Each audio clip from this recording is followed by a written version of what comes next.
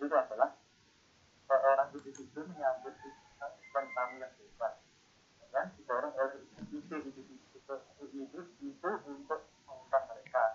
Mereka semua kemudian bisa tanah-tanahan global itu tidak hanya banyak menggunakan batu itu yang bersangkutan, tetapi juga mempunyai makna bahwa satu sifat yang baik dapat menyebabkan hubungan. Oleh karena itu, perilaku tanah sebagai pendatang baru dan menjaga hubungan tetangga dan lingkungan akan menghasilkan contoh umat dan kita. Orang tanam donat atau tuan rumah melalui karena tanah itu sebagainya. Tanpa rumah ada distribut atau biasa juga disebut tanahan redistributif. Keramahan redistributif yaitu tanah dinalarkan individu terkait dengan menggunakan objek sebagai peran seperti memberi barang dan lainnya. Contohnya sendiri, kita sedang berada pada sebuah tempat sebanyak itu, dan kemudian kita tidak tahu harus menggunakan pakaian yang seperti apa. Di saat itulah datang bantuan dari kita dengan satu set pada kita yang mana tidak pernah dibuka sebelumnya. Selain itu, kita perlu melihat kita menggunakan formal dan berpikir itu akan menjadi bagian yang bagus karena di acara formal tersebut. Tindakan yang berarti keluarga ini membuat buangnya gembira. Dan pada saat yang sama kita selalu keranahan dan distributifnya. Dan yang terakhir ada keranahan akustik atau akustik hospital. Yaitu keranahan satu karena pemetaan terhadap para sebesar dan keranahan yang bersifat alamiah dari perilaku manusia untuk bisa beradaptasi atau untuk berkeluar terhadap sana maupun lingkungan. Mereka sendiri yaitu ketika turis atau tamu berada di bandara berdiri di depan anak tangga bersama dengan bawaannya dan bingung bagaimana cara memasuki bandara. Tiba-tiba seorang konsultan itu mengambil barang bawaannya dan membawanya ke atas, melambai kepada tamu tersebut dan mengucapkan selamat siang. Itu adalah salah satu tanda kekuatan hati yang luar biasa dilakukan di sejarah. Selanjutnya akan dibacakan oleh teman saya dengan Marifat.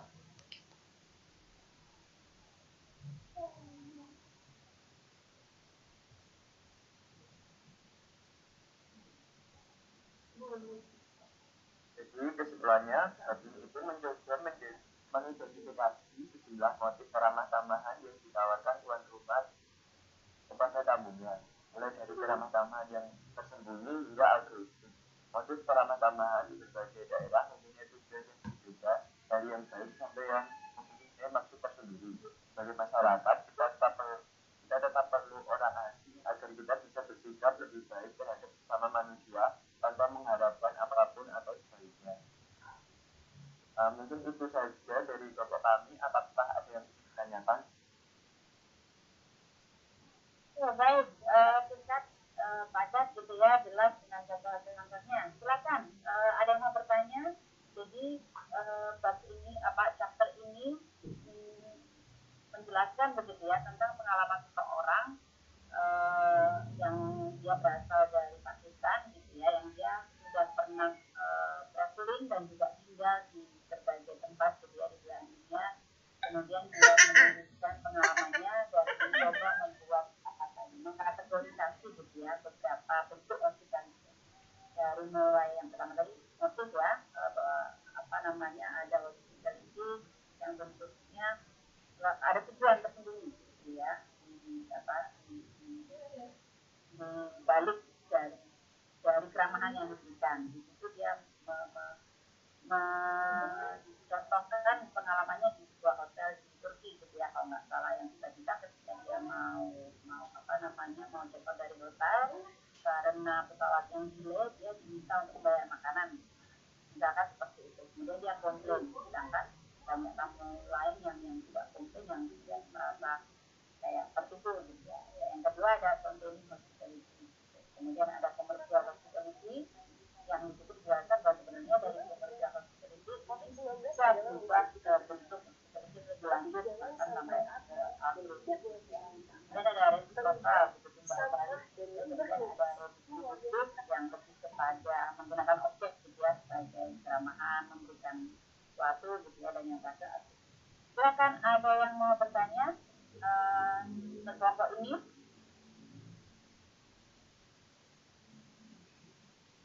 Ada kan? Misalkan pertanyaan dari aktivitas tersebut, kira-kira mana gitu ya, mungkin daerah mana gitu ya yang banyak menerapkan autism gitu. Kira-kira kalau misalnya pertanyaan yang kayak gimana? Ada kan?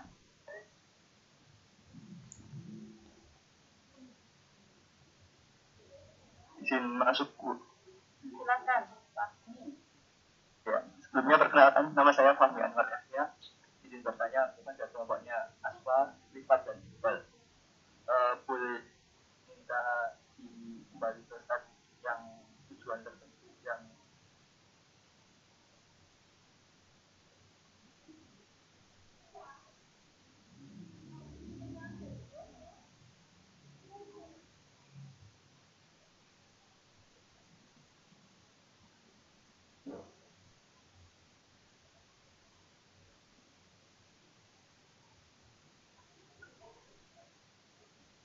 yang superior tadi, bukan versi program.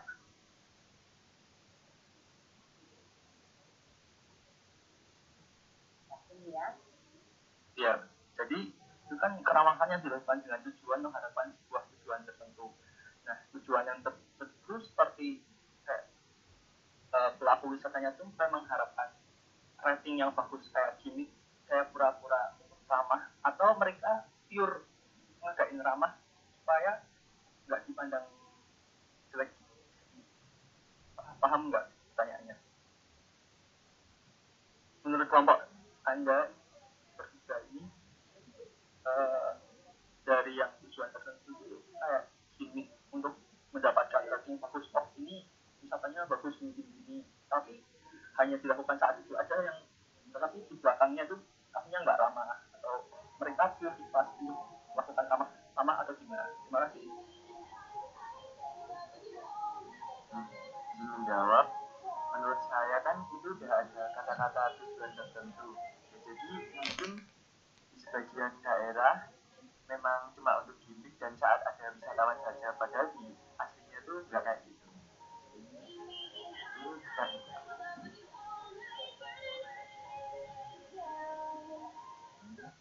Bagaimana Anwar? Apakah sudah cukup terjawab? ya, mungkin sudah cukup. Bentar, kalau tidak ada bisa Saya sudah saya yang menambahkan. Oke, gimana teman-teman? Ada pertanyaan lagi? Anwar ini intinya menanyakan tentang apa ya? Tentang ada nggak sih hospitality yang genuine gitu ya, yang otentik gitu ya, tanpa berharap timbal balik gitu ya. Kemudian mungkin apa ya, sampai pada tingkat mana gitu ya, kualitas yang komersial itu bisa diakomodir gitu. Mungkin bahasanya atau diskusinya akan sampai di sana ya, sepertinya. Oke, ada pertanyaan atau tanggapan? Boleh yang lain juga ikut menjawab apa yang tadi ditanyakan oleh Anwar atau menanggapi ya.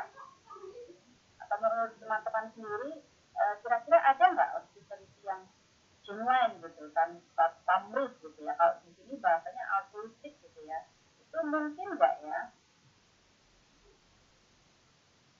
kita melayani guest atau tamu itu tanpa ada apa ya, kepentingan di baliknya, itu kira-kira seperti apa teman-teman? Silakan. izin masuk, Bu. Ya, silakan. Menurut saya sendiri itu balik lagi kepada karakter personal setiap orang ya, soalnya kan setiap orang itu beda-beda, karakternya beda-beda sifatnya. Tapi kalau bilang apakah ada orang ataupun kelompok yang memberikan hospitalitas ramah-ramah tanpa mengharapkan apapun, menurut saya ada. Bisa kita ambil contoh kecil ketika di rumah kita itu, ketika ada tamu yang datang, pasti sebisa mungkin kita itu memberikan pelayanan yang baik gitu. Misalnya kalau saat itu yang pas Lebaran ataupun Idul Fitri ataupun hari-hari raya agama lain, pasti ketika ada tamu yang datang ke rumah kita tuh sebisa mungkin kita melayaninya dengan baik. Tapi balik lagi kepada ini adalah bisnis kita itu. Pasti orang memberikan keramah-tamahan itu agar ada timbal balik yang mereka dapatkan, entah itu secara materi maupun tidak. Misalnya secara tidak materi itu kayak adanya kepuasan dari tamu yang kita layani, mereka senang, lalu adanya kayak kunjungan kembali dari destinasi ataupun jasa yang kita berikan. Terima kasih.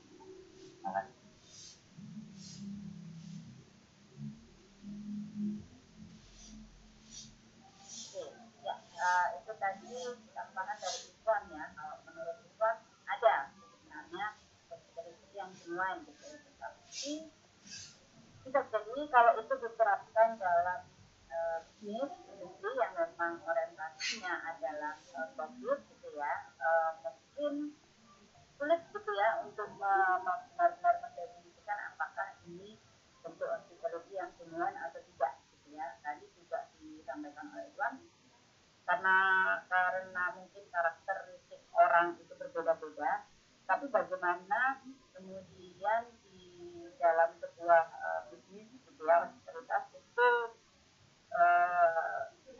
kemudian dibuat standar gitu ya, standar hospitalitas agar semua tamu gitu ya dipastikan mendapatkan pelayanan yang sama gitu. Tapi intinya di artikel yang tadi disampaikan oleh kelompok satu ini bahwa ada ternyata perbedaan gitu ya di beberapa negara, mungkin di semua tempat, tentang bagaimana menyambut tamu gitu. Ada yang langsung berjabat tangan gitu ya, ada yang kemudian memeluk begitu ya, ada kemudian yang mencumbuki, jadi bentuknya berbeda-beda. Ada yang mendikotomi perilaku perempuan dan laki-laki gitu ya, mungkin di negara-negara timur banyak yang seperti itu.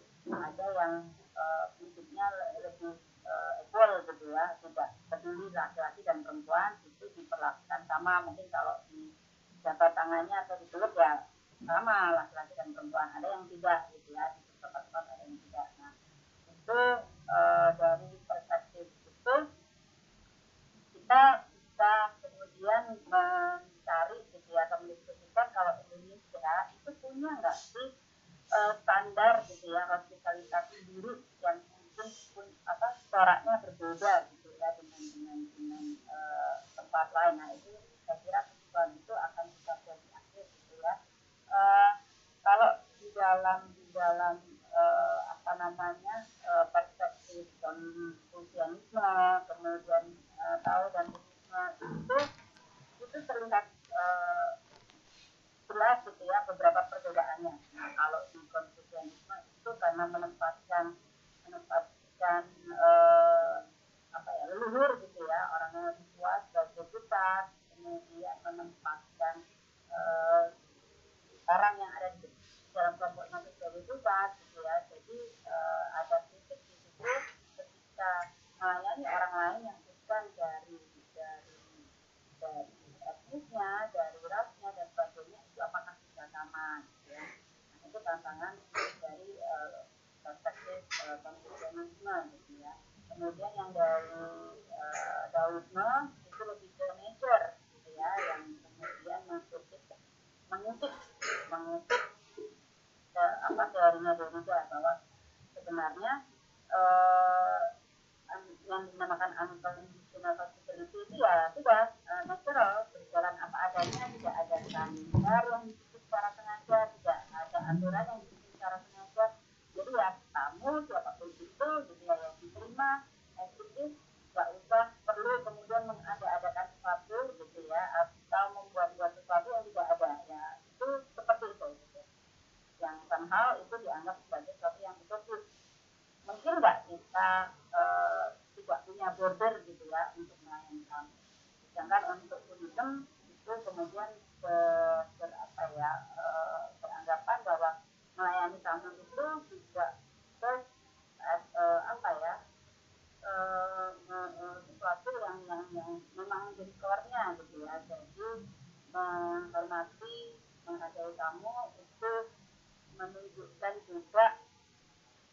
menunjukkan sesuatu yang heavenly gitu ya. Jadi tidak terpisah gitu antara apa yang ada di kehidupan gitu ya dengan mungkin dengan mungkin sesuatu yang di luar itu gitu. Jadi kalau prinsip itu seperti itu. Nah ini yang kemudian menginspirasi mungkin beberapa masyarakat atau beberapa tempat atau mungkin negara itu memiliki standar gitu. Jadi ya memiliki standar hospitalitas yang berbeda. Seperti itu intinya. Sampai di sini teman-teman bisa memahami bagaimana pengaruh cara pandang atau pengaruh nilai-nilai gitu ya, bisa dari budaya, agama dan sebagainya di dalam mempengaruhi bentuk-bentuk aktivitas yang ada di situ. Begitu intinya ya. Oke, untuk lebih jelasnya lagi kita akan melihat kasus berikutnya gitu ya, yang akan dipresentasikan oleh kelompok 2. Kelompok 2 ini ada Tania, ada Meta, dan ada Iwan yang akan membahas tentang apa namanya ya, tentang faktor-faktor apa saja sih yang mempengaruhi wisatawan asing gitu ya untuk membelanjakan uangnya dalam memberi keuntungan pada lokal people. Ini kasus yang terjadi di Bali gitu ya. Sudah siap kelompok ini? By the way, mereka nanti juga bisa menambahkan mungkin ya dari perspektif Buddhism itu hospitality itu seperti apa dan bagaimana implikasinya. Begitu, Meta? Oh iya Bu, mungkin setelah presentasi atau gimana ya Bu? Setelah presentasi boleh. Saya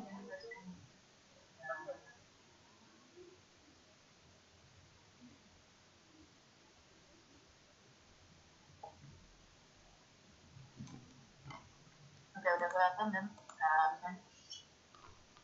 belum? Bentar. Memang masih merah semua begitu ya? Ya. Belum. Sudah, silakan. Oke. Selamat siang, selamat siang teman-teman. Hari ini saya dari kelompok 2 dan sama teman-teman presentator saya dari kelompok 3 yang saya kenalin dulu. Nama saya Tanya Dwali, terus ada presentatornya yaitu Kak Meta Ratana Nardi sama Isondri. Perkenalan selanjutnya kapan-kapan aja. Nah, hari ini kami mau mempresentasikan tentang factors affecting willingness of foreign tourists to spend money in benefiting local people. Ya, nanti itu lebih lanjutnya gimana nanti bakal kita bahas. Nah, sebelum kita mulai presentasi, ini ada untuk video ya supaya kalian agak motivasi gitu. Nah, terus videonya itu ada hospitality discipline and opportunity to show love and care oleh Gas. Nah, biar durasinya nggak kemakan banyak gitu ya, kita mulai aja langsung presentasinya ya.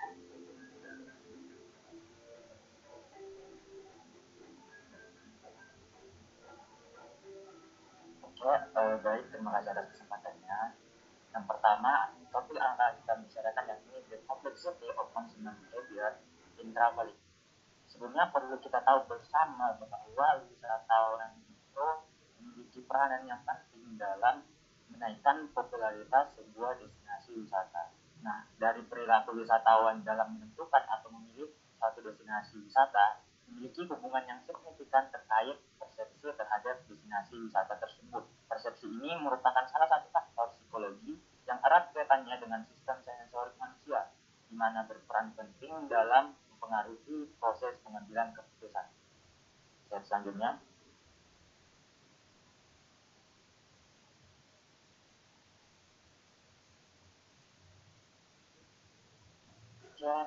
Nah, selain adanya persepsi tadi, faktor lain yang mempengaruhi preferensi konsumen atau wisatawan adalah wawasan mengenai barang dan jasa, pendapatan, minat, budaya, dan pengalaman yang pernah dirasakan mengenai suatu barang ataupun jasa. Oleh karena itu, perilaku konsumen dalam melakukan perjalanan wisata atau atau kunjungan destinasi sangat kompleks dan akan berbeda antara satu wisatawan dengan wisatawan lainnya. Oke, selanjutnya.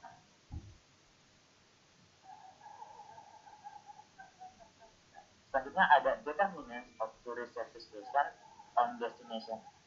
Konsep mengenai kepuasan ini telah diakui sebagai salah satu indikator penting terhadap keberhasilan dalam studi mengenai pemasaran. Ada beberapa faktor, tepatnya di sini ada 4 aspek atau faktor yang mempengaruhi kepuasan wisatawan.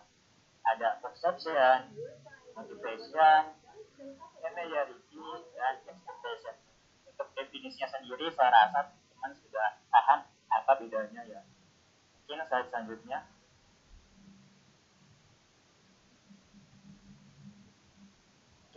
Karena itu, kami ingin mendiskusikan sebuah topik, yakni apakah penyedia jasa pariwisata dapat memenuhi ekspektasi semua wisatawan.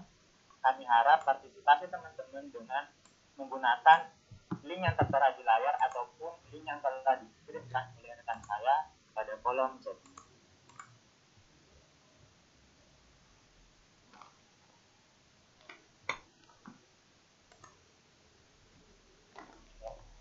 Ini kami memohon partisipasi teman-teman, apakah yes or no penyedia jasa wisata dapat memenuhi ekspektasi semua wisatawan.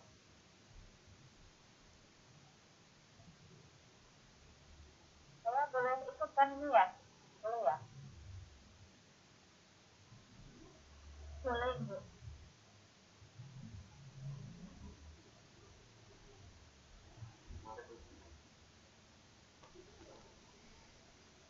Sebenarnya awalnya kami ingin buat diskusi tanya jawab, tapi kan kemarin katanya waktunya cuma 10 menit, jadi kita akan buat seperti ini. Hari ini waktunya berubah jadi 20 menit.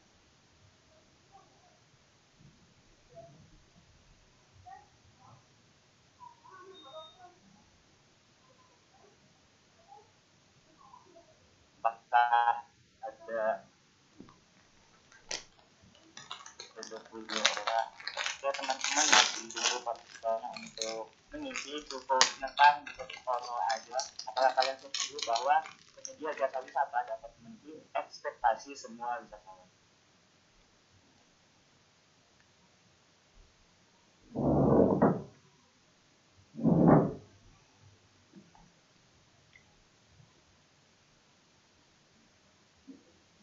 Oke, sambil kita nunggu, Iswan kayaknya ke lempar ya. Kita nunggu Iswan balik ya. Sambil nunggu hasil diskusinya tadi gimana.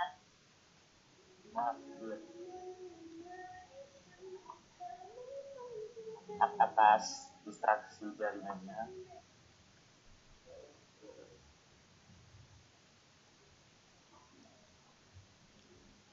So, mungkin untuk mengefisienkan waktu, terima kasih atas partisipasi dari 40 orang dari teman-teman sekalian. Di sini ada 35 orang yang menjawab no dan 5 orang yang menjawab yes. Berarti dominan dari teman-teman setuju bahwa penyedia jasa wisata tidak dapat memenuhi ekspektasi semua wisatawan. Nambah satu lagi. Nah, dari pendapat kelompok kami, memang benar kita dapat memanage ekspektasi turis dengan memastikan semua service ataupun layanan yang diberikan sesuai dengan apa yang diekspektasikan oleh wisatawan. Namun di sisi lain, karena adanya perbedaan karakteristik antara satu wisatawan dengan wisatawan lainnya, terus pastinya nanti experience yang dirasakan akan berbeda, lalu moodnya juga berbeda, bahkan ini ujung-ujungnya ekspektasi mereka terhadap suatu destinasi itu bakalan berbeda. Jadi menurut kami, dibandingkan memenuhi semua ekspektasi atau harapan dari wisatawan, alangkah lebih baiknya menurut kami ketika diperlukan sebuah pengelolaan pariwisata yang aktivitasnya, tujuannya, atau pengalaman yang ingin diberikan oleh sebuah destinasi ataupun jasa penyedia jasa dibangun untuk target pasar tertentu, untuk kelompok sasaran tertentu.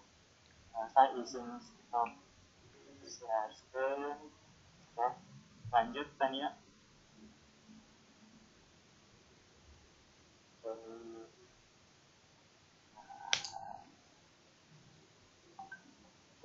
Slide selanjutnya. Nah, selanjutnya ada benefit of tourism for local people. Menurut UNWTO, pengembangan pariwisata berkelanjutan merujuk pada aspek pariwisata berkelanjutan sendiri, secara ekonomi, lingkungan, dan sosial budaya. Ketiga dimensi ini disebut sebagai triple bottom line, yang harus ditetapkan seimbang untuk menjamin keberlanjutannya dalam jangka panjang. Selanjutnya, ketiga elemen atau dimensi ini memiliki koherensi satu sama lain untuk meningkatkan kualitas, keberlanjutan, dan keseimbangan sebuah destinasi wisata untuk kebutuhan pariwisata, untuk proteksi terhadap lingkungan, dan prospek yang akan diberikan kepada masyarakat lokalnya. Nah, hal ini berarti keuntungan pariwisata dapat memberikan benefit tidak hanya kepada pengusaha yang bersangkutan, tetapi juga kepada masyarakat lokalnya. Lebih lanjut, dalam aspek ekonomi, pengembangan pariwisata dapat memberikan keuntungan kepada masyarakat melalui pendekatan community based tourism. Ini merupakan salah satu contohnya, teman-teman. Nah, di mana wisatawan itu bersedia untuk berlibur dengan bermalam di homestay yang dimiliki dan berada di tempat tinggal masyarakat lokal. Terus makanan yang disediakan kepada wisatawan juga sebagian besar merupakan produksi lokal, karena pada segmentasi jenis wisata seperti ini, wisatawan itu lebih menyukai keautentikan produk lokal. Baik, selanjutnya akan disampaikan oleh rekan saya, Kak Nita. Terima kasih. Terima kasih Iswan atas presentasinya. Akan saya lanjutkan untuk presentasi hari ini. Kita akan masuk ke hasil survei dari studi kasus Bali, di mana respondennya adalah wisatawan dari mancanegara yang berkunjung ke Bali. Apakah mereka itu rela gitu untuk mengeluarkan uangnya untuk kemajuan komunitas lokal di Bali? Nah, hasil survei yang telah dilakukan menunjukkan bahwa sebagian besar wisatawan mancanegara merasakan kepuasan untuk akomodasi, restoran, ekspektasi terhadap perjalanan mereka secara keseluruhan, pengalaman emosional, kepuasan terhadap perjalanan, dan mereka juga mau gitu mengeluarkan uang untuk kemajuan komunitas lokal. Indikator terakhir menandakan bahwa wisatawan mancanegara yang berkunjung ke Bali berkenan untuk menyumbangkan atau mendonasikan uang mereka untuk kesejahteraan masyarakat lokal. Selanjutnya, dengan meningkatkan kualitas hidup dari host, dalam hal ini masyarakat Bali, juga dapat meningkatkan kualitas pengalaman wisatawan yang berkunjung. Dalam si sustainable tourism, elemen triple bottom line seperti yang tadi sudah dijelaskan juga oleh Iswan, harus berhubungan satu dengan yang lainnya untuk meningkatkan kualitas, keberlanjutan, dan keseimbangan antara kebutuhan industri pariwisata, melindungi lingkungan, dan meningkatkan kesejahteraan masyarakat lokal selaku host. Untuk meningkatkan kesejahteraan masyarakat lokal, keuntungan ekonomi dari pariwisata seharusnya tidak hanya diperoleh oleh perusahaan saja, tetapi juga oleh masyarakat lokal. Bisa slide selanjutnya.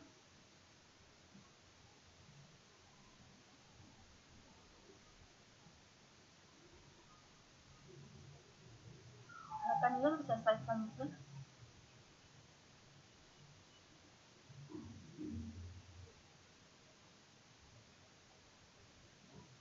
Ya, nah di sini kita bisa lihat bagan hubungan antara familiarity dan kepuasan dari wisatawan.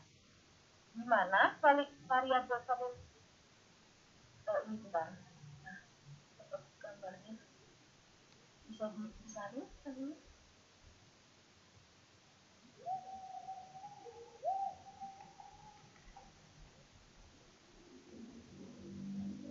Mungkin sambil saya lanjut ya teman-teman.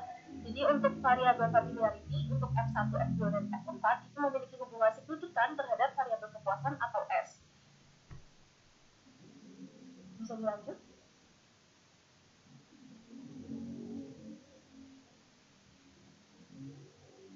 Nah, di sini kita akan lihat bagian lagi hubungan antara familiarity dan persepsi dari kualitas pelayanan, di mana F1 dan F2 itu memiliki hubungan signifikan dengan variabel P1 atau kualitas pelayanan akomodasi dan variabel P2 atau kualitas pelayanan restoran, yang mana artinya wisatawan yang berkunjung ke Bali itu merasa puas terhadap pelayanan akomodasi dan pelayanan restoran yang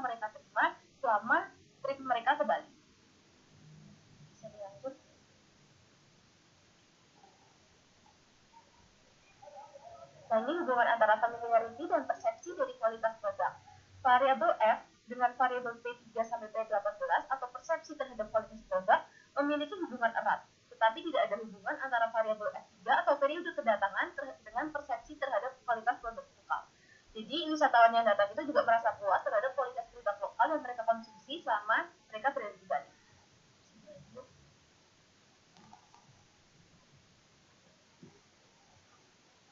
Nah, ini hubungan antara familiarity dan motivasi itu memiliki hubungan dengan variabel M1, yaitu motivasi mengunjungi teman dan kerabat di Bali.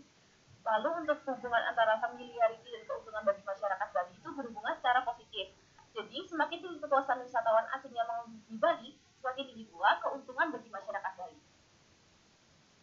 Selanjutnya, hubungan antara variabel motivasi dan keuntungan bagi masyarakat Bali adalah terdapat korelasi positif. Jadi dari variabel M1 atau mengunjungi teman dan kerabat dengan variabel keuntungan bagi masyarakat Bali atau B itu berkorelasi secara positif, di mana mereka dapat disimpulkan bahwa semakin sering wisatawan mancanegara termotivasi ke Bali untuk mengunjungi teman dan kerabat mereka, maka semakin tinggi pula keuntungan yang didapatkan oleh masyarakat lokal. Selanjutnya, hubungan antara persepsi kualitas pelayanan dan produk dan keuntungan bagi masyarakat Bali itu berkorelasi secara positif. Dan yang terakhir ini untuk hal yang dapat dikembangkan adalah peningkatan kualitas produk dan pelayanan pada sektor pariwisata di Bali krusial untuk diperhatikan untuk meningkatkan kepuasan wisatawan mancanegara yang mengunjungi Bali. Hal ini dapat meningkatkan keinginan wisatawan mancanegara untuk mengeluarkan uang mereka bagi masyarakat lokal. Dapat disimpulkan bahwa semakin puas wisatawan terhadap pelayanan yang mereka peroleh selama berada di Bali, maka semakin besar pula kerelaan mereka untuk mengeluarkan uang lebih demi kemajuan komunitas lokal yang ada di Bali. Peran stakeholder dari pariwisata di Bali juga sangat penting dari segala aspek pengembangan pariwisata, sehingga pengembangan seharusnya dapat meningkatkan kualitas hidup masyarakat Bali. Pemberdayaan masyarakat lokal juga menjadi dasar kegiatan pengembangan masyarakat pariwisata di Bali, sehingga sektor tersebut dapat mendatangkan keuntungan yang maksimal bagi masyarakat lokal selaku host. Mungkin saya kembalikan ke Tania. Terima kasih teman-teman. Oke, terima kasih buat para presentator ini. Tadinya karena mikirnya durasinya cuma 10 menit ya, tapi itu tentunya yang nanya cuma 1 orang. Tapi kalau udah 20 menit itu kan bisa lah nanya 2 orang, 3 orang. Yang mau nanya boleh atau ya bunda dong. Silakan, itu sampai ditulis ya, itu only one person only gitu ya. Boleh 2 atau 3, silakan dimulai dari Asti. Baik Bu, terima kasih atas kesempatannya. Mungkin tadi sempat menyinggung tentang benefit dari masyarakat lokal ya Bu. Saya hanya ingin bertanya, kan setahu saya pada pengembangan industri pariwisata itu lebih banyak menimbulkan sisi negatif untuk masyarakat lokal. Mungkin sisi positifnya pengembangan dari dapat benefitnya dari ekonomi mungkin ya Bu. Tapi mungkin dari sisi kebisingan, sampah yang menggunung, diskriminasi budaya, apalagi di Bali gitu Bu. Nah, saya izin bertanya, bagaimana ketika adanya masalah yang ditimbulkan akibat pengembangan industri pariwisata, cara untuk meminimalisirnya bagaimana? Seperti itu, terima kasih. Oke, terima kasih. Ini pertanyaan untuk kelompok yang meta ya, bukan untuk saya kan. Oke, ini mau ditampung dulu atau membuka yang lain? Langsung dijawab aja mungkin. Oke, ya sudah, silakan.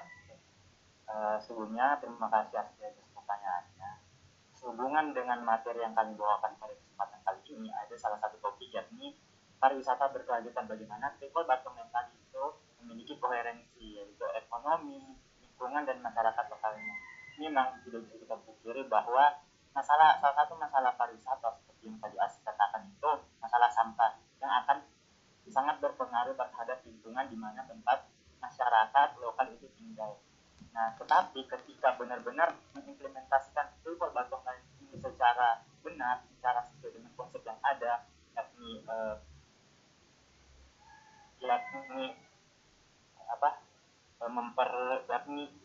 tidak hanya salah satu aspek saja yang dipertimbangkan, seperti hanya mempertimbangkan aspek ekonomi, tetapi kita juga harus mempertimbangkan aspek lainnya seperti aspek lingkungan maupun aspek masyarakat lokalnya supaya terjadinya koherensi dan kesinambungan serta keberlanjutan dalam industri pariwisata. Mungkin itu dari kami. Terima kasih. Bagaimana Asti? Masih ada pertanyaan? Cukup Bu. Cukup. Oke. Terima kasih. Silakan, masih ada lagi nggak pertanyaan untuk kelompok ini?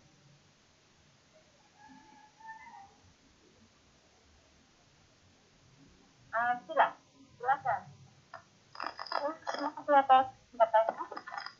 Yang ingin saya tanyakan di sini adalah tadi sempat menyinggung tentang penerapan konsep retail government secara visual agar tercipta kebermanfaatan bagi masyarakat lokal secara penuh dan tidak merugikan masyarakat lokalnya. Yang ingin saya tanyakan adalah siapa yang harus berperan aktif dalam mewujudkan dan menerapkan konsep retail government ini. Terima kasih.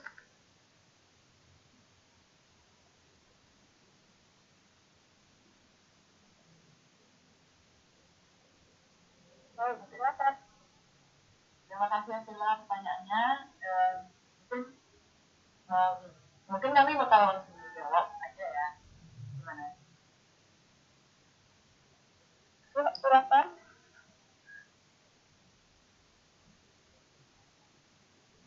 Ya, baik, Asila, terima kasih atas pertanyaannya.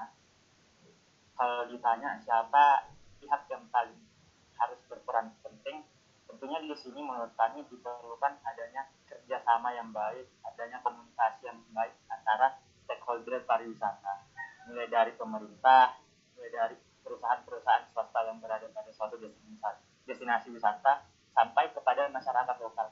Bagaimana pemerintah ketika membuat sebuah kebijakan tidak hanya mendengarkan dari sisi perusahaan swasta yang memberikan misalnya keuntungan yang besar bagi mereka, memberikan investasi kepada suatu destinasi wisata, memberikan keuntungan ekonomi kepada negara, tetapi gimana caranya pemerintah itu bisa mendengarkan dari sisi masyarakat lokalnya juga. Apakah mereka itu ingin dengan adanya seperti ini, apakah mereka setuju, terus bagaimana dengan adanya kegiatan pariwisata itu masyarakat lokal itu turut aktif dilibatkan, tidak hanya sebagai misalnya kayak buruh dalam tanda kutip di pariwisata gitu. Jadi benar-benar masyarakat lokal itu harus diberdayakan untuk memenuhi travel bottleneck tadi. Dan menurut kami itu memang sesuatu yang sulit diimplementasikan gitu. Sesuatu yang agak sulit karena kebanyakan kita sekarang ini masih memandang pariwisata itu profil oriented, tapi dengan semakin berkembangnya zaman, kita juga sering mendengar isu-isu pembangunan berkelanjutan. Ada juga yang kemarin itu kan SDGs, orang-orang itu udah mulai aware terhadap pembangunan berkelanjutan, bahkan kayak investor, terus pihak-pihak yang melakukan pembangunan itu sudah mulai aware dengan isu-isu ini. Jadi kami merasa bahwa kedepannya ada lebih banyak harapan karena lebih banyak orang lagi yang aware terhadap isu pembangunan berkelanjutan ini. Terima kasih. Mungkin saya tambahin sedikit dari jawaban Iswan tadi. Menurut kelompok kami, peran komunitas lokal seperti adanya Pedarwis atau kelompok sadar wisata itu sendiri yang berada di suatu daerah destinasi pariwisata itu juga sangat penting karena masyarakat lokal yang di sana itu kan yang berhubungan langsung dengan wisatawan yang datang atau guest. Jadi mereka sendiri yang tahu bagaimana keadaan di lapangan. Jadi peran mereka juga tidak bisa dilupakan. Baik, terima kasih. Sepertinya kita cukupkan untuk 2 pertanyaan ya. Saya mungkin sedikit menggali-gali gitu ya, mungkin menambahkan kembali bahwa dalam artikel ini kesimpulannya adalah ketika wisatawan mendapatkan pelayanan yang baik, gitu ya. Kalau di sini ada hotel akomodasi gitu ya, ada restoran, itu kemudian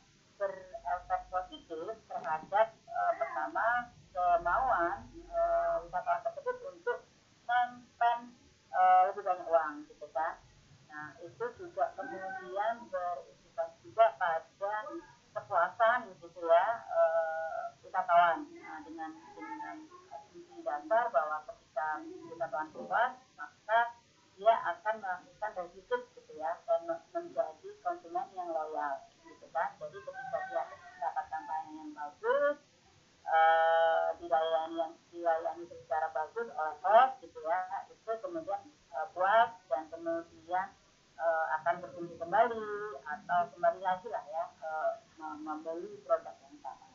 Nah, di sisi lain tadi disampaikan oleh Asila ya, ketika suatu destinasi itu parameternya dia berhasil adalah ketika ada konsumen atau wisatawan yang kembali gitu ya. Tapi ketika banyak kemudian orang yang datang gitu ya, semakin orang banyak datang, itu juga tidak dapat kita sendiri, ada efeknya, ada dampaknya yang tidak hanya secara ekonomi. Kalau secara ekonomi mungkin jelas gitu ya, keuntungan akan semakin besar gitu ya. Bagaimanapun kita bikin industri pariwisata adalah sebuah bisnis gitu ya, pasti juga berorientasi profit.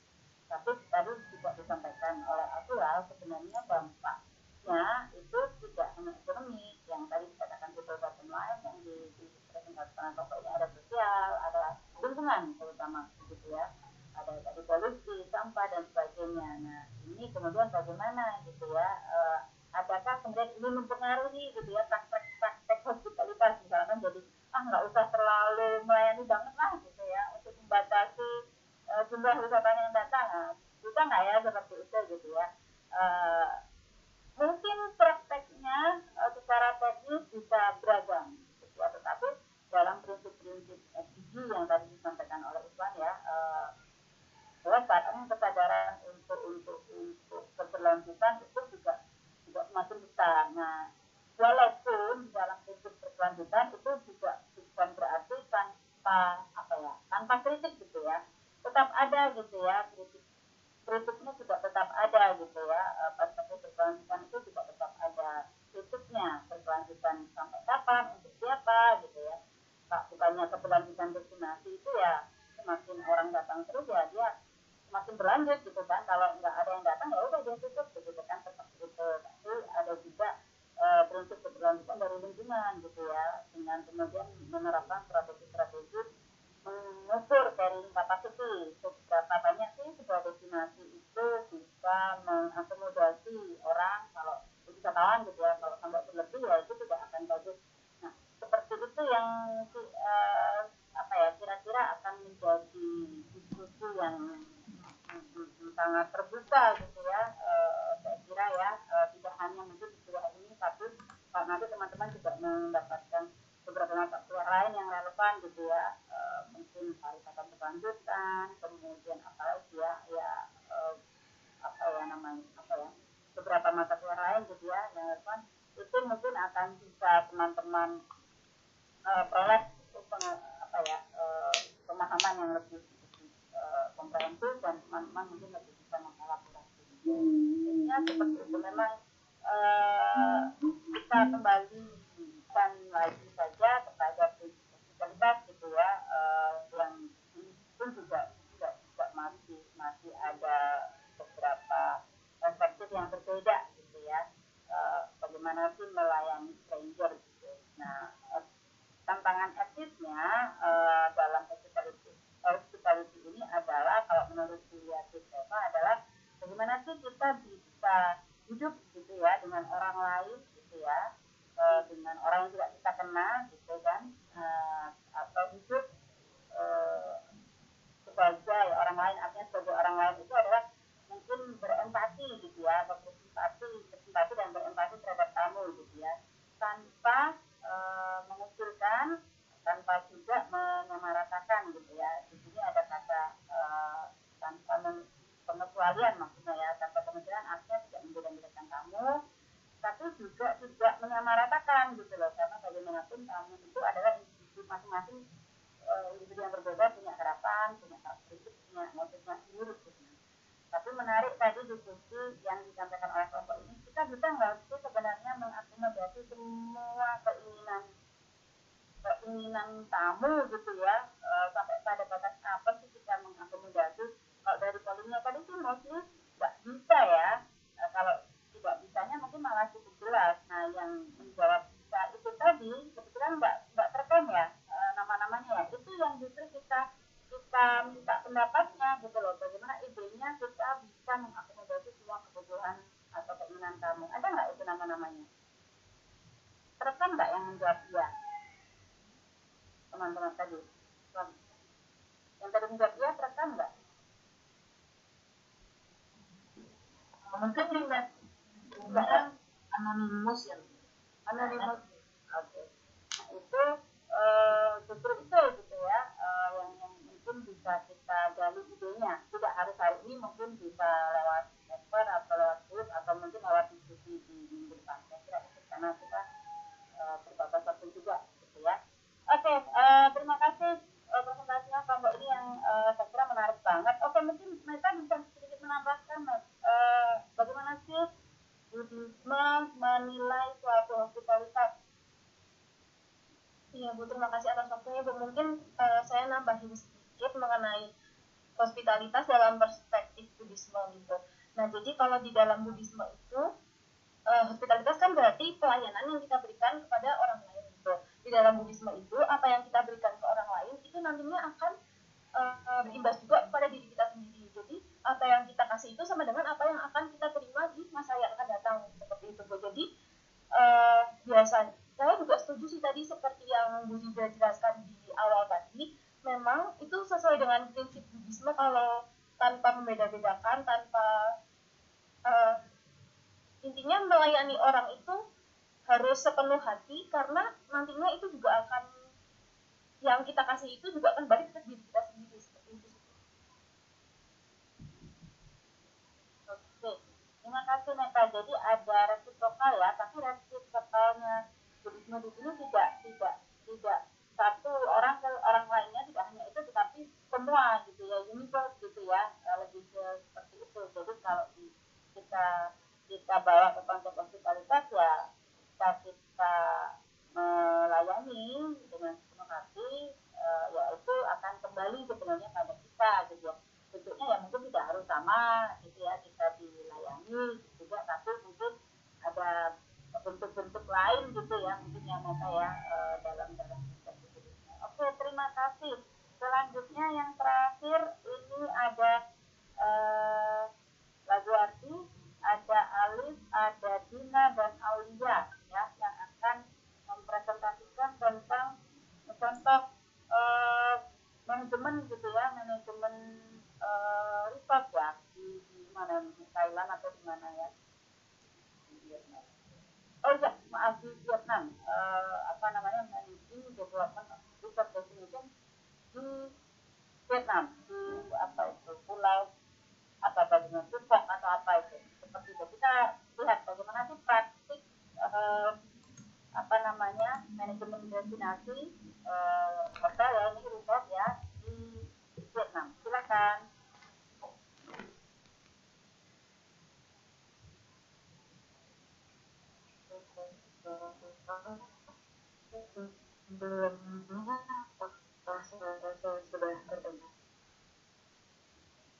Sudah, tapi di saya putus-putus. Gimana kalau di tempat teman-teman? Mungkin sinyal saya ya.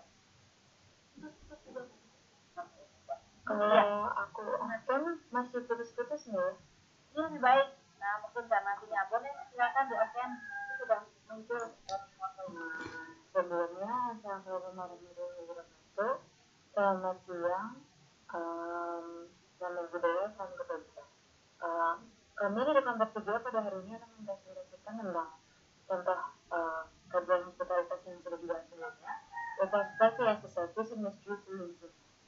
Bertanya ada saya sendiri, Alif Yati, ada juga Putra Muda, ada Muhammad Alif, dan ada Muhammad Nazar.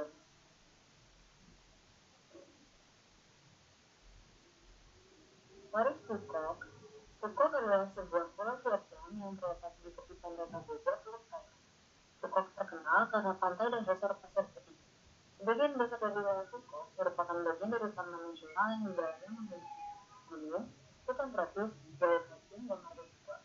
Phuoc juga menawarkan olahraga air dan liburan di bawah semesta matahari dengan potensi untuk menjadi tujuan paling populer berikutnya di Asia Tenggara. Sebagai pulau tropis, Phuoc juga memiliki suhu rata-rata sekitar 28 derajat Celcius yang cocok untuk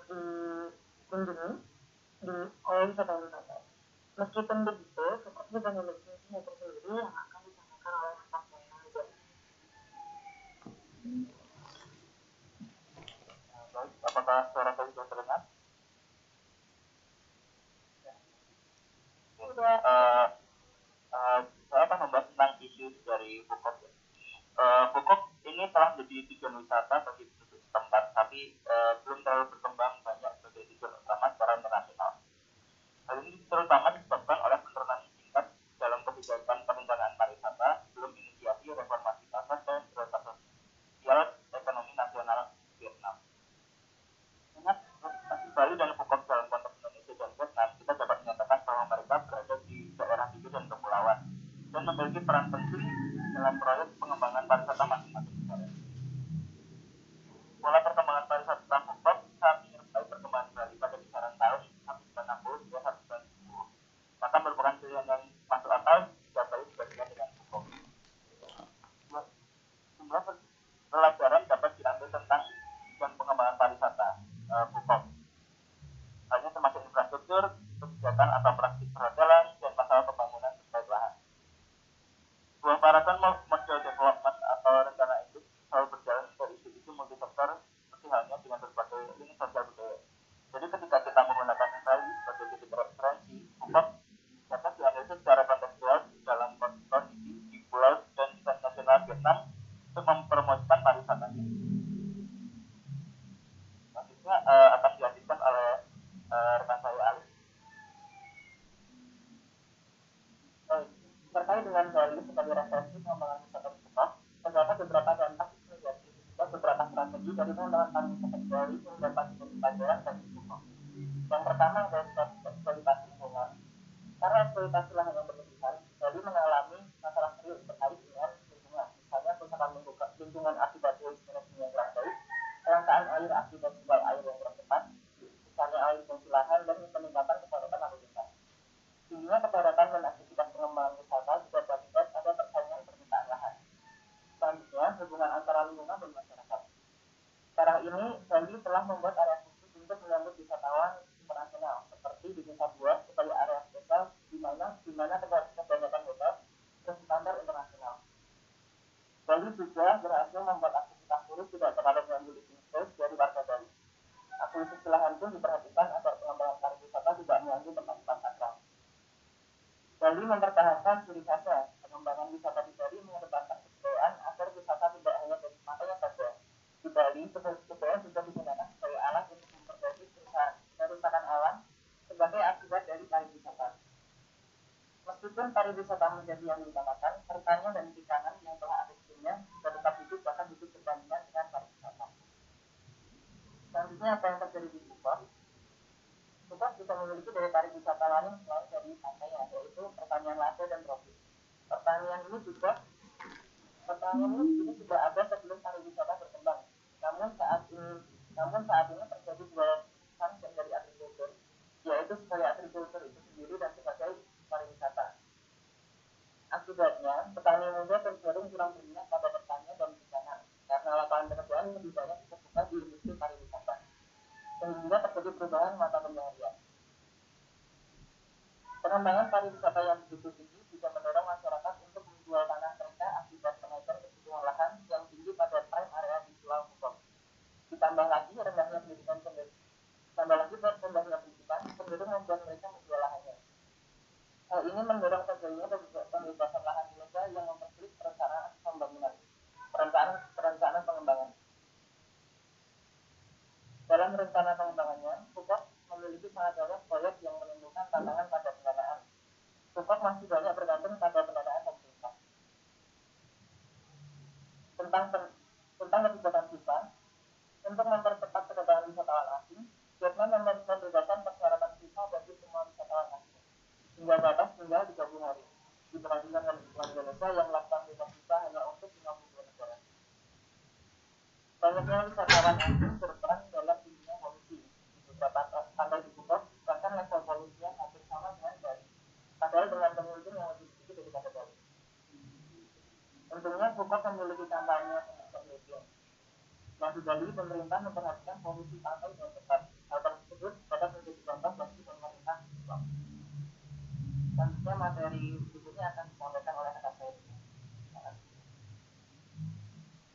dengan saya untuk melanjutkan presentasi, apakah suara saya sudah terdengar dengan jelas? Sudah terdengar Dina. Yang bisa dikembangkan dari kita adalah kita memiliki potensi besar untuk mengembangkan destinasi pariwisata. Namun, untuk mencapai hal tersebut, kita harus terlebih dahulu mengatasi kekurangan ada kurangnya infrastruktur pariwisata. Kita harus terlebih dahulu memperbaiki alat infrastruktur pariwisata. Sudah staf yang memenuhi syarat untuk di bidang pariwisata, berubahnya kualitas layanan seperti yang terjadi saat ini, dan siswa-siswanya dibangun sehingga mereka dapat menonjolkan sisi keramah tamahannya. Selanjutnya, kita perlu memanfaatkan lokasi geografis bernilai yang melekat pada sumber daya alam untuk menciptakan produk wisata baru bagi pengunjung, meningkatkan kepuasan pengunjung, menarik dan mempertahankan mereka untuk tinggal di sana di Pulau Jawa. Selanjutnya,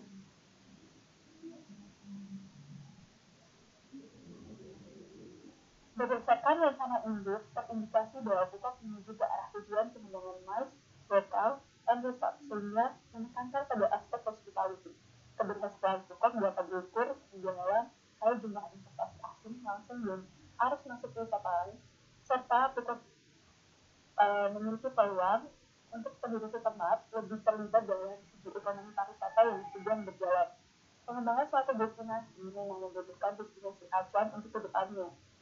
Untuk kedepannya, kita dapat menjadikan destinasi wisata yang sudah maju sebagai acuan, namun tetap memperhatikan kekurangan dalam destinasi tersebut agar tidak mengulangi kesalahan yang sama. Terima kasih sudah menyimak dan mendengarkan presentasi dari kelompok kami. Mohon maaf apabila terdapat kesalahan. Apakah ada pertanyaan? Silakan, apakah ada pertanyaan untuk kelas ini? Itu mungkin satu orang bisa menanggapi atau menanyakan. Sebelum kita lanjut, bertanya Bu. Silakan Meta. Ya, mungkin terima kasih buat teman-teman ya untuk presentasinya, sangat keren, sangat mudah dimengerti juga. Cuman saya mau tanya aja, tadi kan si Phuket ini Vietnam ya, Vietnam itu kan menerapkan bebas visa gitu ya bagi wisatawan-wisatawan asing. Nah, sedangkan kalau visa itu kan gunanya untuk semacam menyaring gitu wisatawan yang datang ke suatu negara. Jadi mereka yang datang ini benar-benar dipastikan bakal cuman untuk wisata atau selama berwisata itu juga mereka punya uang yang cukup gitu. Jadi tidak akan membebankan negara yang mereka kunjungi gitu. Jadi kasarnya mereka nggak akan jadi gelandangan gitu di sana yang akan membebankan negara gitu. Nggak bisa pulang atau gimana kayak gitu kan. Nah terus memang sih itu bakal bebas visa itu bisa menaikkan jumlah wisatawan. Nah, tapi apakah ada selama ini apakah ada dampak negatif nggak yang diterima oleh Vietnam atau si Pulau Phuket ini sendiri?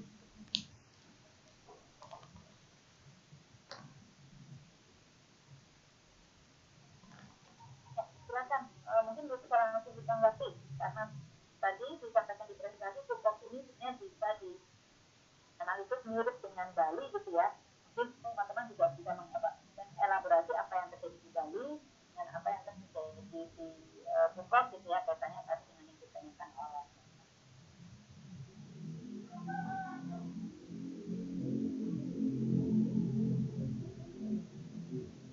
Baik, terima kasih atas pertanyaannya Mbak.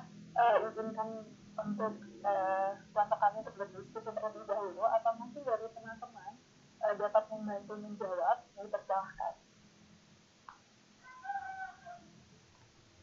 Silakan kalau ada yang mau berpendapat. Permisi sedikit menambahkan terkait dengan akibat-akibat desa di Phuket tadi sebenarnya sudah disampaikan bahwa beberapa daerah di Pulau Phuket itu level polusinya sudah lebih tinggi. Ada beberapa daerah yang level polusinya tingginya hampir sama dengan di Bali. Seperti itu, meskipun dengan jumlah kunjungan yang lebih sedikit. Nah, dari bebas visa ini kemungkinan menyebabkan tingginya level polusi di beberapa daerah di Hongkong sendiri.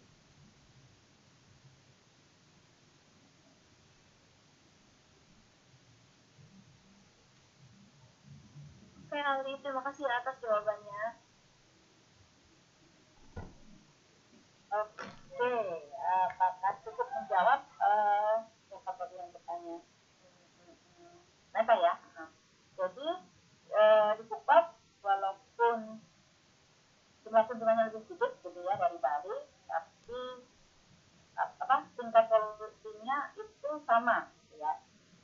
Bisa jadi salah satunya tadi yang dikatakan oleh Alif karena kebijakan untuk bebas visa gitu ya. Tadi seperti yang disampaikan kita Neta bahwa sebenarnya mungkin salah satu tujuan untuk mengatur gitu ya mana yang berhak mendapatkan visa dan juga adalah untuk memastikan bahwa orang yang akan datang atau berkunjung itu adalah orang-orang yang sesuai gitu ya, sesuai dengan persyaratan. Tadi kalau di pariwisata ya kan kalau kita apply visa kan menunjukkan berapa deposit kita gitu kan, seperti itu ya, untuk memastikan kalau kita berwisata tidak jadi kemudian gelandangan, mungkin tidak bisa balik gitu ya, malah mungkin banyak kasus atau banyak kita baca di beberapa media bahkan di Bali gitu ya, ada yang menjadi begal gitu ya, meminta-minta gitu kan karena nggak bisa pulang, nah seperti itu. Nah ya ada dilema ya, kita bisa melihat ada dilema dari bentuk kebijakan gitu ya. Kalau kita meloskan kita mempermudah gitu ya aksesnya dan sebagainya, bisa jadi kita juga tidak bisa menyaring gitu mana yang bisa datang atau yang tidak gitu ya. Tapi mungkin juga bisa menambah jumlah kunjungan wisatawan gitu ya, karena kemudahan kita. Kalau kunjungan wisatawannya bertambah, mungkin spendingnya juga bertambah, itu akan memberikan benefit ekonomi, bisa jadi, walaupun perlu juga sebenarnya kajian lebih lanjut tentang apa benar sih atau bagaimana sih sebenarnya wisatawan asing itu menghabiskan atau membelanjakan uangnya di Indonesia gitu ya, apa benar mereka banyak, jangan-jangan enggak gitu ya, jangan-jangan enggak banyak mereka sebenarnya dibandingkan wisatawan lokal gitu atau wisatawan domestik gitu ya. Itu ini ada kajian lebih lanjut. Tapi kalau kita membatasi susah gitu ya, sulit gitu ya apply susah gitu kan, berarti tidak banyak misalkan setahun yang datang gitu ya. Itu mungkinnya keuntungan secara ekonomi juga tidak banyak kita terima gitu, walaupun sebenarnya juga nggak mesti begitu juga. Kita tahu beberapa negara mungkin yang terkenal sifatnya sulit, mana Schengen ya, negara Eropa mungkin atau Inggris atau Australia itu terkenal juga sulit mendapatkan visanya. Tapi bisa jadi jumlah kontribusi wisatawan di sana lebih besar daripada Indonesia. Nah, hal-hal ini kemudian memang yang berindikasi lebih luas pada bagaimana para stakeholder itu membuat kebijakan dalam aturan gitu ya, aturan pariwisata. Kalau dalam hal ini adalah kaitannya dengan visa. Jadi kompleks ya, isunya kita bisa melihat kompleksitas isunya. Oke, terima kasih untuk tiga kelompok yang tadi sudah presentasi. Kita sekarang mencoba membuat kesimpulan sementara mungkin ya dari tiga presentasi tadi, berdasarkan mungkin pertanyaan yang sudah saya sampaikan di kolom chat yang bisa kita diskusikan. Kita masih punya waktu 10 menit, nggak lama sebenarnya ya. Menurut teman-teman, apakah hospitalitas itu perlu ada standarnya gitu ya? Kalau iya, itu standar apa yang digunakan? Jika tidak perlu, itu mengapa? Mungkin itu dulu. Silakan, ada yang punya ide atau mau menanggapi? Irfan, silakan. Irfan.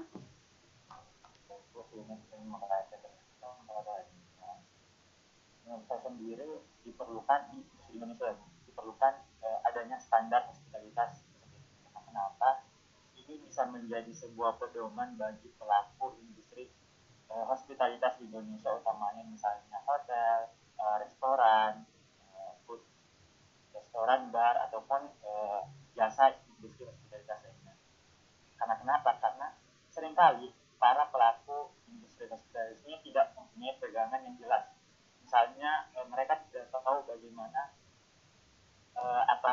mereka tidak tahu apakah harus membuat sebuah lingkungan yang ramah akan disabilitas, lingkungan yang ramah akan misalnya lansia. Mereka tidak mempunyai pedoman-pedoman tersebut. Lalu mungkin ketika ini mengarah kepada wisatawan asing, itu diperlukan sebuah kayak improvisasi, karena kan kultur budaya dari warga negara asing itu berbeda ya, kayak hospitalitas itu di sana berbeda. Kayak misalnya ada di suatu negara kayak menghabiskan suatu makanan itu dianggap buruk, tetapi di Indonesia itu dianggap baik. Mungkin ini lebih dikembangkan lagi tergantung pada daerah-daerah yang akan kita tuju, negara-negara mana, tanpa menghilangkan budaya dan ciri khas asli Indonesia yang kita tuju. Terima kasih Iswan. Kalau menurut Iswan tetap perlu gitu ya ada standar hospitalitas gitu. Satu lagi ada yang punya pendapat lain terkait pertanyaan yang pertama ini, atau mungkin menambahkan kalau ada standar apa ya yang digunakan gitu. Silakan.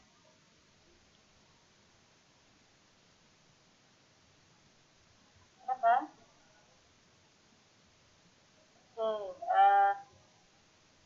Oke, Asila silakan. Saya terima kasih sebenarnya suara saya sudah terdengar ya, karena sinyal saya agak ya sudah baik. Kalau untuk menurut saya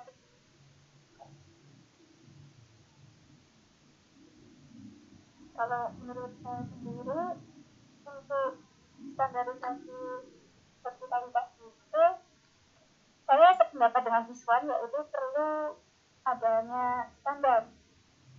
Dan tetapi kalau menurut saya standar itu harus disesuaikan sesuai dengan daerahnya masing-masing untuk menjaga autentikasi hospitalitas di daerah masing-masing, agar wisatawan itu tetap mendapatkan pengalaman yang otentik dalam berwisata dengan mendapatkan hospitalitas yang otentik dari daerah wisata atau destinasi yang mereka tuju. Terima kasih. Baik, terima kasih Asila, yang menarik sekali tadi yang disampaikan Asila. Ada gitu ya, mestinya ada standar, tapi standar yang dipakai mestinya disesuaikan dengan lokalitas begitu ya.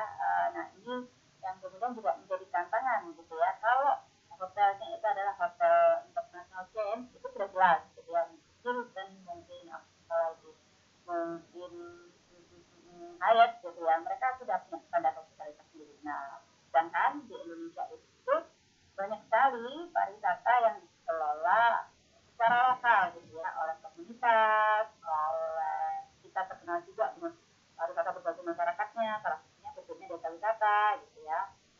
Dan menarik juga ternyata di ASEAN itu juga sudah ada dokumen gitu ya tentang standarisasi pariwisata berbasis masyarakat gitu ya, dalam pengelolaan dan sebagainya. Kemudian kita lanjut karena kebetulan sudah langsung disinggung oleh Asila. Kalau di Indonesia menurut teman-teman ada nggak sih hospitalitas yang bisa dikatakan mungkin otentik atau lokal Indonesia, itu ada nggak? Nah, itu kalau ada bagaimana bentuknya dan kira-kira adakah keunggulannya gitu ya, ataupun mungkin kekurangannya jika kita membandingkan dengan hospitalitas di tempat lain. Silakan. Seperti apa kira-kira? Mungkin bisa memberikan contohnya juga. Mungkin nggak tahu apakah homestay di desa wisata atau apa. Siang, silakan. Selamat siang Ibu. Saya mau izin memberikan pendapat tentang hospitalitas asli di Indonesia. Saya ingin mengemukakan tentang ini ya Bu, masyarakat yang hidup di Indonesia. Jadi bukan perlu akomodasi ya, akomodasi. Jadi orang Indonesia kan dikenalnya itu dengan sifat yang ramah banget, yang terbuka banget. Jadi menurut saya mungkin itu termasuk hospitalitas dari orang-orang Indonesia kepada wisatawan asing atau wisatawan luar pulau misalnya, Jadi orang Indonesia tuh kayak ramah banget dengan turis asing maupun wisatawan yang luar pulau itu tadi. Jadi kayak memberikan kesan tersendiri kayak yang dikatakan Angela tadi, autentisitasan dari daerah yang dikunjungi. Jadi Indonesia tuh orangnya ramah-ramah banget, menimbulkan mungkin orang luar jadi merasa ada yang terhibur, tapi kadang kekurangannya itu orang Indonesia dianggap terlalu kepo gitu ya mungkin. Pendapat dari saya. Terima kasih atas kesempatannya. Ya, terima kasih. Silakan, adakah lagi? Kalau menurut Delvian, orang Indonesia terkenal ramah ya.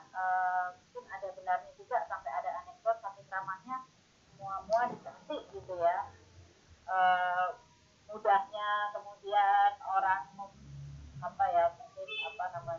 investor asing bangun akomodasi hotel dan sebagainya di sini gitu ya, sampai ada yang seperti itu saking ramahnya. Neta, silakan. Saya mungkin mau memberi contoh hospitalitasnya, Bu. Saya pernah dengar kalau kita berkunjung di, saya lupa tempatnya apa, cuman itu di Kalimantan, Bu. Jadi bentuk hospitalitas yang diberikan itu, kalau kita datang ke sana itu kita dikasih welcome drink itu berupa tua gitu. Nah, positifnya itu berarti kan orang-orang di sana yang wisatawan yang datang ke sana itu bisa merasakan pokoknya otentik gitu dari pengalaman mereka yang mereka dapetin di sana itu dapat otentik.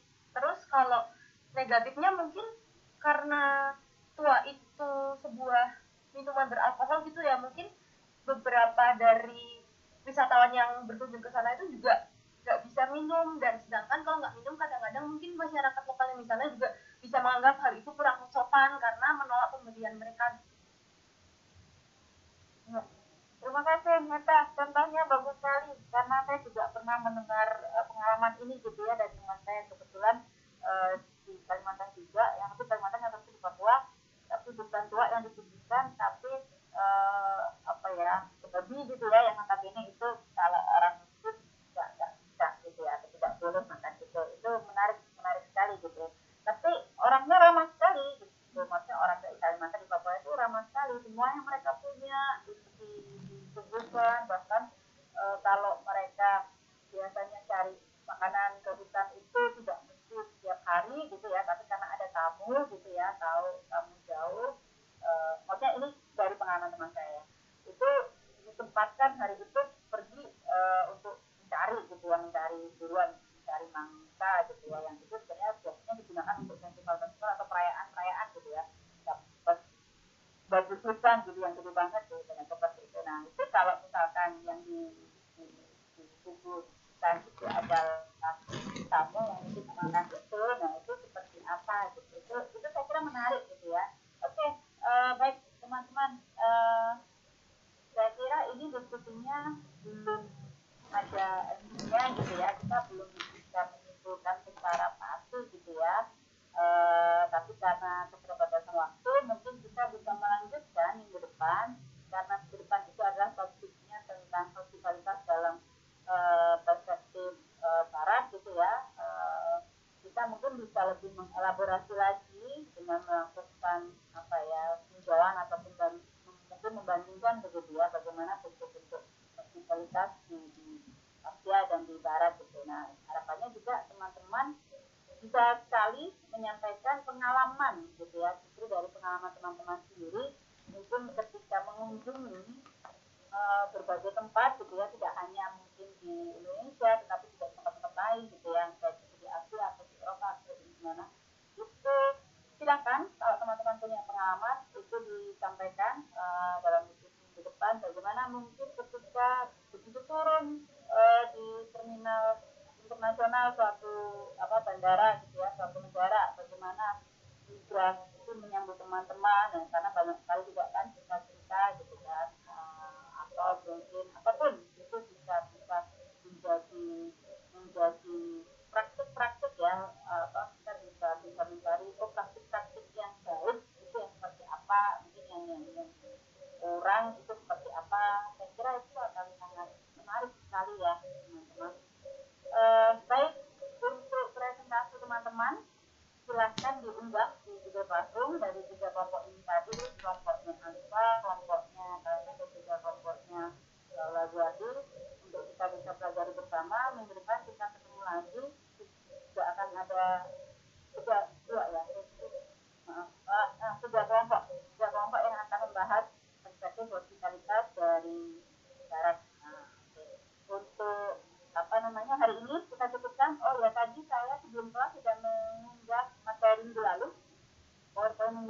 kegiatan berbagai itu, silakan kalau teman-teman mau mengakses.